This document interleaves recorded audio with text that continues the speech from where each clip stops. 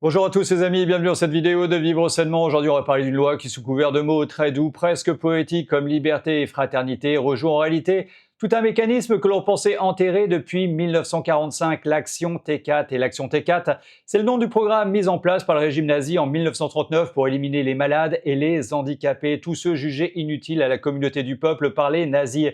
Et si je vous parle de ça aujourd'hui, c'est parce qu'on vote actuellement en France un texte qui vise en priorité exactement les mêmes catégories fragiles, les handicapés, les maladies psychiatriques et les personnes sous tutelle. Alors pour bien saisir toute la gravité de tout ce parallèle, il faut d'abord comprendre comment cette doctrine nazie s'est construite étape par étape dans les années 1930. Regardez.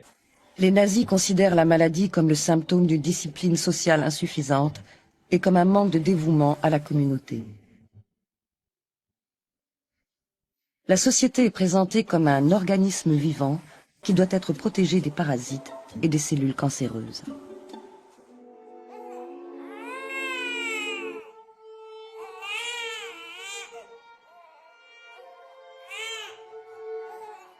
La communauté du peuple doit être pure pour pouvoir atteindre l'objectif ultime, préserver la race des seigneurs. Avec le slogan « Vous devez être en bonne santé pour le peuple et pour l'État ». Avec leur obsession de la jeunesse, de la santé et du travail, les nazis font de la maladie un crime.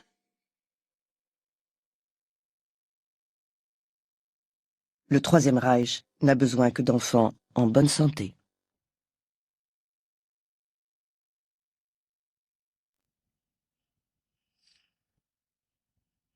Cette famille de dégénérés a coûté 153 000 Reichsmark à l'État. 10 200, 13 800, 29 016, 30 800, 62 300, 86 450%, 112 millions, 1,2 milliard. Avons-nous le droit de léguer un tel fardeau aux générations futures ? Les nazis passent à la phase suivante de leur plan d'éradication. Au printemps 1939, Hitler ordonne la mise en place d'une opération d'élimination des malades physiques et mentaux. L'opération doit absolument rester secrète. Hitler en confie l'organisation à son médecin personnel Karl Brandt et à Philippe Bouhler, chef de la chancellerie, qui délègue à son tour la planification à son bras droit, le fonctionnaire Victor Brack. Celui-ci estime à 70 000 le nombre de personnes à éliminer. En août 1939 est créée une structure administrative en charge de cette opération. On lui donne le nom de Fondation caritative des soins en institution. Elle est installée à Berlin dans une villa confisquée à une famille juive au Tiergartenstraße 4, d'où le nom de code T4 donné à cette opération d'élimination.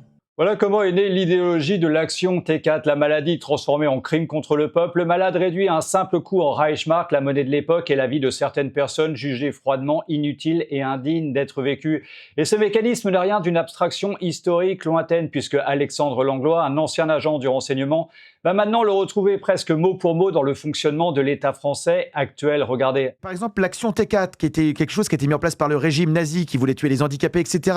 La finalité, l'emballage n'était pas le même, mais la finalité est la même, c'est tuer tous les gens dont on ne veut pas voir. Mais même les nazis avaient compris que ça n'allait pas être ça, on ne pouvait pas dire qu'on allait tuer tous les inutiles. Ils disaient, c'est des traitements, des cures, on va accompagner les gens. Eux aussi mettaient de la compassion dans leurs textes. On en est là. Vous l'avez entendu, l'emballage a changé depuis 1939, mais selon lui, la finalité reste rigoureusement la même, éliminer tous ceux que l'on ne veut plus voir. Et Alexandre Langlois va maintenant préciser à quoi ressemble concrètement ce tri des vies dans la France gouvernée par le président français le plus détesté au monde, Emmanuel Macron. Effectivement, oui, parce qu'il y a les deux choses en parallèle qui sont intéressantes dans la Macronie, c'est que d'un côté, Macron est contre la peine de mort pour les criminels, les pédocriminels et tout ce qu'on veut, ça c'est grave, la vie sacrée des criminels, faut pas y toucher. Oui. Par contre, les handicapés, les inutiles, les gens qui ne sont rien, parce qu'en fait, je rappelle les discours de Macron, il y a des gens qui ne sont rien, ils classifient les gens, et en fait, tous les gens qui ne sont pas intéressants, on peut les tuer, comme ça a été rappelé par le député. Là, il donne un permis de tuer tous les gens inutiles et tous les gens qu'il n'aime pas, et en plus, sans aucun contrôle, parce que comme le rappelle le député, a posteriori, on dira, oups, la personne est morte, désolé,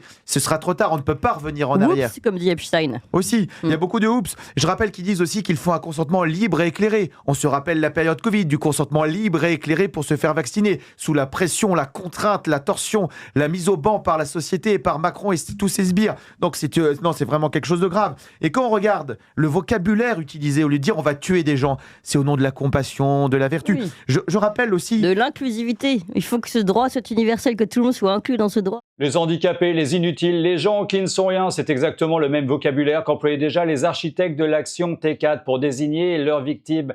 Et ce mépris pour des vies jugées totalement inutiles, improductives, ne reste pas confiné au discours théorique, puisqu'on va l'entendre sortir directement de la bouche d'un député macroniste, Jean-François Rousset, pour ne pas le nommer, en pleine séance à l'Assemblée nationale. Regardez. Et donc... avançons sur ce texte. Ce texte-là, à l'heure actuelle, il y a des gens qui sont en train de mourir dans une chaleur torride. Bon, il faut les aider, donc il faut les aider, avancer. Ouais, donc selon ce député macroniste qui est aussi un médecin, il faut aider les gens en les tuant. Alors bien évidemment, un médecin qui se sert de la mort de personnes vulnérables comme argument pour accélérer une loi de mise à mort, c'est très exactement la trahison qu'ont commise les médecins nazis en signant sans état d'âme les listes d'élimination de l'action T4 à l'époque. Et Alexandre Langlois revient justement sur ce discours mortifère de Jean-François Doucet et sur ce qu'il révèle plus largement du fonctionnement de l'État aujourd'hui. Qui est médecin d'ailleurs, ce député que vous citiez, en député plus, je ne savais pas qu'il était médecin, Ouais, mais ça rajoute à l'ignominie de la chose. Donc en fait, en plus en France, il n'y avait qu'un seul endroit où on avait le droit de tuer des gens. C'est de la légitime défense. Légitime défense, c'est quand quelqu'un va vous tuer. Oui, pour vous mais ça, on prendre n'a votre plus vie. le droit par contre. Ah, ça, c'est très compliqué de le prouver. Ça, c'est... Oui, non. Défendre votre vie, vous n'avez pas le droit. Donc, en fait, on est face à un régime mortifère. Et derrière des choses aussi également, c'est qu'aujourd'hui, ils nous disent la première cause de mort violente en France, c'est le suicide.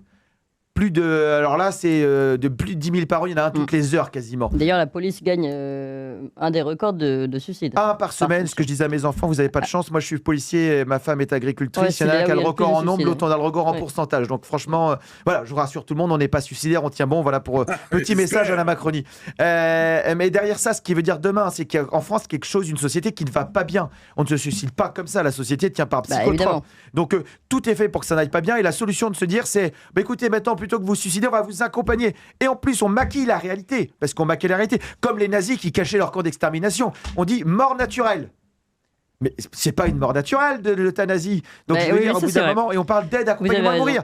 Et à côté de ça, il y a la loi Leonetti qui a été votée il y a déjà plus de 20 ans. 20 ans pour les soins palliatifs, il n'y a toujours pas les moyens de soigner les gens partout en France correctement et de les accompagner, là pour le coup, à mourir dignement et sans souffrance. Alors un État qui organise la mort plutôt que le soin, ce n'est ni une exagération ni une image, c'est la définition même du programme nazi Action T4. Et comme à l'époque, il fallait un mot pour habiller tout cet acte de mise à mort. Et vous allez découvrir que le mot choisi aujourd'hui en France n'a absolument rien à envier à celui des médecins du Troisième Reich. Il est question d'euthanasie et de suicide assisté, on peut nommer les choses. La Belgique nomme l'euthanasie, la Suisse nomme le suicide assisté. Et non, on ne doit pas nommer, on doit dire que c'est un soin. Mais enfin... on sait tous qu'un soin, c'est ce qui permet, c'est un acte technique qui permet de recouvrer la santé ou d'aller mieux ou de se sentir plus confortable ou de ne pas être douloureux. Donc il y a une manipulation sémantique qui, si vous voulez, est envoyée en plus à la figure des soignants, puisqu'on leur dit, eh bien, tout votre engagement depuis toujours, eh bien maintenant il va changer. On va changer le code pénal, on va changer le code de déontologie, on va changer votre serment d'Hippocrate et vous allez provoquer la mort, mais rassurez-vous, c'est un soin. Et à celui qui mettra dans sa seringue un poison et qui l'injecte à un patient, qui le regarde et qui lui parle, il va les marquer mort naturelle sur le certificat de décès. Alors bien évidemment, écrire le mot mort naturelle sur le certificat de décès d'une personne tuée par injection, c'est exactement le même mensonge administratif que pratiquait déjà le régime nazi qui maquillait tous ces centres de mise à mort en centres de soins. Et donc face à ce mensonge qui est totalement recyclé, des élus se sont battus amendement après amendement à l'Assemblée nationale et voici précisément ce qu'on leur a systématiquement refusé selon le député Philippe Juvin. Chacun doit savoir exactement ce qu'il va voter. D'abord, ce n'est plus une loi d'ultime recours. Cette loi concernera aussi des personnes ayant plusieurs années à vivre, car avec certaines maladies au pronostic vital engagé en phase avancée ou terminale, on vit aujourd'hui plusieurs années. Le délai de réflexion, Belgique, 1 mois. Canada, 3 mois. Chez nous, 2 à 17 jours. 2 jours. Qui n'a jamais voulu mourir un jour et vivre 2 jours après, mes chers collègues? Ce texte ignore un fait fondamental. Le désir de mort est fluctuant. La collégialité, le patient pourra n'avoir rencontré qu'un seul médecin, un médecin physiquement. Nous proposions l'avis obligatoire du médecin traitant qui connaît mieux le patient que lui et d'un psychiatre. Refusé. Nous proposions une commission de contrôle avant le geste. Refusé. Elle se réunira après la mort, la belle affaire. Nous proposions qu'un déficient mental, un bipolaire ne puisse jamais être euthanasié. Refusé. Un majeur sous tutelle, mes chers collègues, qui ne peut signer un chèque pourra demander l'euthanasie. Parce que toutes les familles ne sont pas aimantes et qu'il y a des héritages qui se font attendre, nous proposions qu'un juge vérifie l'absence de pression ou d'abus de faiblesse. Refusé. Nous demandions que la moindre altération du discernement interdise l'euthanasie. Refusé. Un déficient mental, un bipolaire, une personne sous tutelle, ce sont très exactement les catégories de personnes que ciblait en priorité le programme nazi Action T4 dès 1939. Le même vocabulaire, le même public visé. Et bien sûr, absolument tous les garde-fous proposés ont tous été rejetés un par un. Et ce même député, Philippe Juvin, s'attaque maintenant aux mots totalement creux utilisés pour vendre cette loi mortifère au public. Regardez. Alors vous dites loi de fraternité. Vous dites loi de fraternité, mais la fraternité, ce n'est pas ça. C'est se préoccuper des autres. À l'admission aux soins palliatifs, 3% des patients veulent mourir une semaine plus tard, 10 fois moins. Qu'est-ce qui s'est passé en 7 jours? Eh bien, on a répondu à leurs besoins. Quand on s'occupe des gens, la demande d'euthanasie disparaît. Vous dites, c'est une loi de liberté absolue. Mais la liberté absolue, ça n'existe pas, nous ne sommes pas seuls. Et puis, est-on libre quand on souffre de dépression? Les psychiatres savent bien que non. Est-on libre quand on ne peut pas se payer d'aide humanitaire ou matérielle? Quand on est grabataire, seul, qu'on se sent sale dans son lit et que l'infirmière ne passe que le lendemain, on est moins libre de ses choix que si l'infirmière est là en permanence. Oui, vous n'êtes pas content. Mais je vous le dis, quand on ne peut pas se payer l'infirmière 24 heures sur 24, les jours et les nuits sont plus pénibles. Et ça peut donner des envies de mort. Alors le régime nazi parlait lui aussi de la fraternité du peuple pour justifier l'action T4 auprès de toute la population. Et une liberté qui dépend en réalité de votre compte en banque, ce n'est pas du tout de la liberté, c'est l'abandon organisé que pratiquait déjà tout l'appareil nazi envers les plus faibles. Et ce même député pousse maintenant toute cette logique jusqu'à sa conclusion la plus brutale, celle qui révèle qui concrètement sera visé en premier. Regardez. Alors vous dites, on ne forcera personne. Mais attention, dans une société traversée par les inégalités, où l'on inculque insidieusement à certains qu'ils seraient un fardeau, la liberté proclamée peut se muer en pression silencieuse, pousser les plus vulnérables vers la sortie, les inciter à s'effacer eux-mêmes. Ouvrez les yeux. C'est déjà le cas au Canada. Pour un quart des Canadiens, la pauvreté est désormais une raison valable pour demander l'euthanasie. Et le handicap, pour 50%. Vous, mes chers collègues, vous pourrez choisir. Vous pourrez vous payer une infirmière parce que vous avez de l'argent. Vous pourrez choisir les soins palliatifs parce que vous avez des relations. Cette loi, c'est une loi votée par des gens riches et bien portants qui ont peur de la déchéance, mais qui s'appliquera aux autres, à ceux qui ne peuvent pas vraiment choisir. Non, mais ne me dites pas que le SDF et le milliardaire a le même choix, ce n'est pas vrai. Surtout pas vous, s'il vous plaît. Surtout pas vous. Surtout pas vous, cette phrase résume à elle seule toute la logique nazie, une élite qui décide du sort des plus vulnérables sans jamais avoir à le subir elle-même. Aujourd'hui, ce pouvoir de vie ou de mort repose entièrement sur un seul homme, le médecin, sans absolument aucun garde-fou. Regardez. C'est un texte qui donne un pouvoir immense à un médecin. Oui. Et je pense que c'est l'élément majeur, en fait. C'est le manque total de prudence de ce texte. Le manque total, c'est-à-dire qu'on donne tout le pouvoir de décider de la vie, de la mort des patients à un médecin, au seul médecin, qui est le seul à affirmer l'existence d'une demande de mort de la part du patient. Il n'y a aucune exigence de formalisme quant à l'expression de cette demande. Donc aucune preuve n'est nécessaire, pas de témoin, pas de document écrit. Non, mais ça, c'est seulement le médecin qui, en fait, après, peut dire oui, en fait, Il a demandé la personne mort. a demandé à mourir. Attendez, mais ça veut dire que ça, c'est n'importe quoi. C'est la porte ouverte à n'importe quoi à l'hôpital. Quand on connaît la pression qu'ils ont sur le fait de libérer les lits et tout, je vais me retourner vers Éric Mercier qui connaît bien ce sujet. On peut très bien dire, il a demandé l'euthanasie, il est parti. Bon. Voilà, la loi n'exige aucun formalisme. Aucun formalisme, parce qu'ils vont vous dire, mais vous comprenez, les pauvres personnes qui sont très malades, qui sont à moitié comateux, etc., qui peuvent pas signer un document parce qu'ils sont paralysés.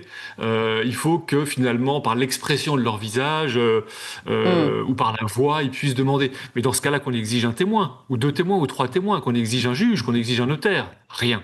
Aucun témoin, aucun document écrit, aucune preuve exigée, un seul médecin qui décide tout seul dans son coin. C'était exactement le même fonctionnement bureaucratique de l'action T4 où une simple fiche et une petite croix dans une case suffisaient à sceller tout un destin sans absolument aucun recours possible pour la victime. Et comme sous le régime nazi, pas un seul contrôle ne sera fait avant qu'il ne soit trop tard, mais bien après, la mort de la victime, comme le révèle l'avocat Henri de Beauregard. Un certain nombre d'opposants a dit il faut qu'il y ait une commission de contrôle qui, le cas échéant, saisie par la famille, etc., puisse contrôler avant. On a dit oui, il y aura une commission de contrôle, mais après, qu'est-ce qu'on craint en fait? Qu'est-ce qu'on craint à ce que cette commission de contrôle puisse intervenir avant? Est-ce qu'on craint avant l'acte d'injection létale, bien sûr. Est-ce qu'on craint qu'est-ce qui peut se passer? Il peut se passer au pire que la commission de contrôle dise c'est une mauvaise idée. Ce que vous êtes en train de me dire, c'est que finalement, une fois que l'acte aura été commis, et donc il est par définition fatal, c'est de savoir s'il a été conforme ou pas. S'il n'a pas été conforme... c'est ça. Donc on est bien d'accord, ce sera un contrôle qui ne pourra constater une possible erreur qu'une fois que la personne sera déjà morte, sans absolument aucune possibilité de revenir en arrière, bien sûr. C'est exactement le même système de validation a posteriori que les commissions administratives nazies de l'époque. Et cette faille béante va frapper en priorité les plus pauvres et les plus isolés, bien sûr, exactement comme en 1939, comme le dénonce Marion Maréchal. J'ai pas les mots face à cette loi parce qu'elle me terrifie, elle m'attriste, parce que je sais que ce sera d'abord une loi, d'abord et avant tout pour les pauvres et les plus vulnérables. Tous ceux qui n'ont pas accès aujourd'hui à des soins palliatifs, tous ceux qui vivent isolés, tous ceux qui ont un handicap, tous ceux qui sont dans des déserts médicaux et qui, évidemment, faute de pouvoir être correctement pris en charge, demanderont l'euthanasie parce que ce sera l'une des manières les moins douloureuses de partir. Et moi, quand je regarde aujourd'hui dans les pays où ça a déjà été légalisé, les motivations, notamment dans les pays anglo-saxons, des personnes qui demandent l'euthanasie et que je vois des personnes âgées dire « je demande l'euthanasie parce que je ne veux pas être un poids pour ma famille », mais je vous assure, ça me donne envie de pleurer. Je me dis, en fait, c'est des gens qui demain vont porter la responsabilité de rester en vie, qui vont se dire, je coûte tant d'argent à mes enfants, à mes petits-enfants, vaudrait mieux que je meure. Mais enfin, mais qu'est-ce que c'est que Enfin, je sais pas, jusqu'ici, toute la société se mobilisait quand quelqu'un voulait se suicider. Et aujourd'hui, maintenant, on les accompagne. Ça veut dire donc on arrête d'appeler les camions de pompiers quand quelqu'un veut se jeter d'un pont. Alors, c'est une rupture anthropologique majeure. Et la réalité, je vous le dis, c'est qu'aujourd'hui, ça n'est que le début. Demain, ce sera donc c'est très des mineurs, des pathologies graves, mais c'est de médecins. Et madame, le problème, si vous voulez, c'est que c'était exactement qui ne peut pas dire je veux. C'était exactement la même chose au début des pays qui ont légalisé. Et le résultat, notamment en Belgique, mais pas que, au Canada ou ailleurs, c'est qu'à partir du moment où on a légalisé l'euthanasie, on parle d'ailleurs jamais d'euthanasie et suicide assisté dans la loi, c'est très orwellien. Eh bien, le résultat, c'est qu'ensuite, on a élargi. On a élargi aux handicapés, on a élargi aux mineurs, on a élargi aux maladies psychiatriques. Et c'est ainsi qu'en Belgique, une jeune femme de 25 ans a été euthanasiée parce qu'elle était traumatisée à la suite d'un attentat islamiste. Et ce qu'elle décrit n'est plus une hypothèse, c'est déjà la réalité en Belgique et au Canada, exactement comme le prévoyaient les planificateurs de l'action T4 qui envisageaient dès le départ d'étendre progressivement l'élimination une fois le principe accepté par toute la population. Et cette stratégie du pas à pas, Jean-Louis Touraine, un député macroniste français, encore franc-maçon et membre du Grand Orient de France, vient d'ailleurs de l'admettre lui-même sans la moindre gêne face caméra. On n'obtiendra pas tout de suite dans la première loi, parce que vous avez vu la frilosité que notre pays véhicule sur ces questions-là.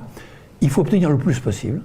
Et surtout, une fois qu'on aura mis le pied dans la porte, il faudra revenir tous les ans et dire on veut étendre ça. Parce que je ne vous apprends pas quelque chose probablement à la plupart d'entre vous. Dans la première loi, il n'y aura pas les mineurs. Dans la première loi, il n'y aura pas les maladies psychiatriques. Dans la première loi, il n'y aura même pas les maladies d'Alzheimer. Donc tout ça ne viendra pas tout de suite.